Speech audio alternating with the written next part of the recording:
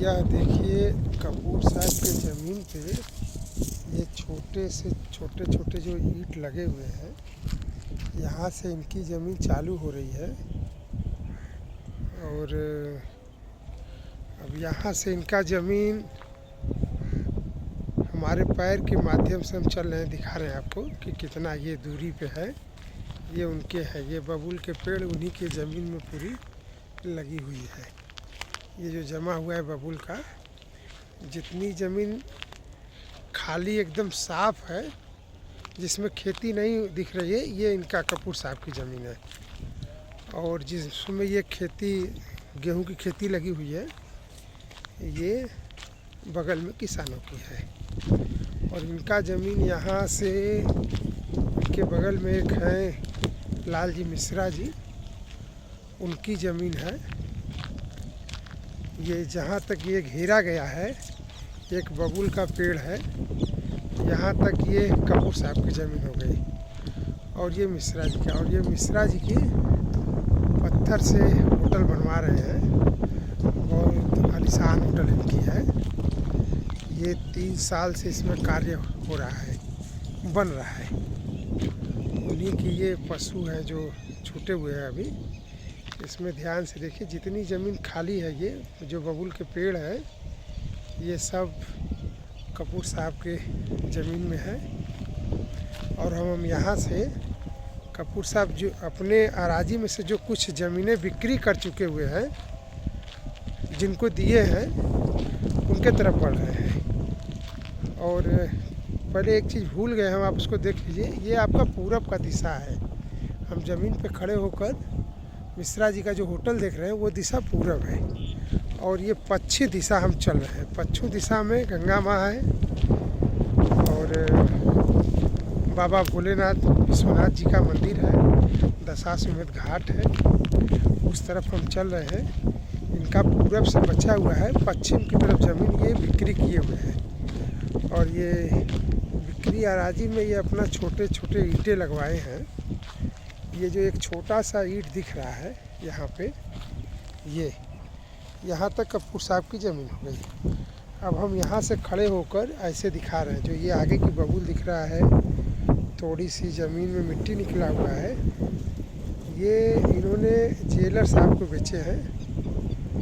लगभग 9 बिस्से के आसपास इन्होंने ज़मीन दिया हुआ है। अब ये एक्चुअली जितना होगा वो खुद बताएंगे। अब यहाँ से देखिए हम आगे बढ़ रहे हैं, पश्चिम दिशा में हम चल रहे हैं। ये हम जेलर के ज़मीन में है। इनके भी ज़मीन जितनी खाली है, मिट्टी निकली हुई है, ये सब ज़मीनें इन्हीं का है।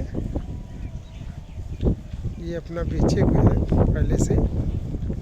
ये देखिए कितनी सुंदर नज़ारा है इधर का।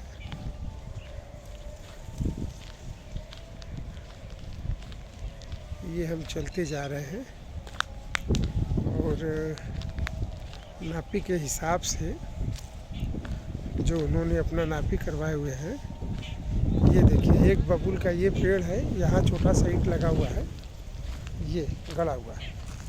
और यहाँ तक जेलर साहब की ज़मीन हो गई। इसके बाद हम वो एक और है जो श्रीवास्तव जी, यहाँ से उनकी ज़मीन स्टार्ट हो रही है। ये ऐसे चले जाइए, ये उनकी ज़मीन है। ये जो पत्थर वगैरह लगा हुआ है, उनकी ज़मीन है। पीछे जाने के लिए ये अपने ज़मीन से ही रास्ता 13 फुट का दिए हुए हैं। ये कपूर साहब अपने ज़मीन से पर्सनली रास्ता दिए हैं, उसमें किसी का हस्तक्षेप वगैरह नहीं है। कि वो उनकी ज़मीन जैसे पश्चिम से पूरब की तरफ जाने के लिए रास्ते चाहिए थी, वैसा रास्ता उन्होंने अपना दिया हुआ है। ये देखिए, अब हम धीरे धीरे काशी की तरफ, रेत की तरफ बढ़ रहे हैं। इनकी ज़मीन का जो सरहद है, लगभग हम उसके करीब आ रहे हैं, जहाँ तक उनके ज़मीन की सरहद है। ये उनके ज़मीन की यहाँ पे सरहद हो गई। ये 30 से 40 फुट की रास्ता है इनके ज़मीन पे पश्चिम दिशा से। ये देखिए, ये रास्ते हैं, ये सीधा रास्ता गया है। ये रामनगर की तरफ दिखाई दे रहा है और इसमें एक बिल्डिंग है जो सतुआ बाबा आश्रम है। नहीं नहीं सॉरी, ये जय गुरुदेव आश्रम है जिस पर सोलर लगा हुआ है। और ये 30 से 40 फुट के रोड है। अब यहाँ से ये रोड ऐसे सीधे चली गई है, ये सतुआ बाबा की तरफ चला गया है। हल्की सी इसमें पीले कलर का मकान दिखेगा, बबूल में ही, बबूल से छुपा हुआ है, वो सतुआ बाबा आश्रम है। ये है ऐसे ही।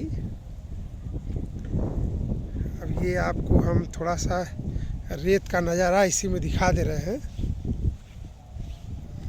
सामने दशाश्वमेध घाट है, बाबा भोलेनाथ का मंदिर है।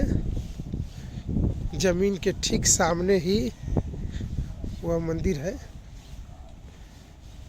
ये यहाँ से हम चले जा रहे हैं रेत की तरफ।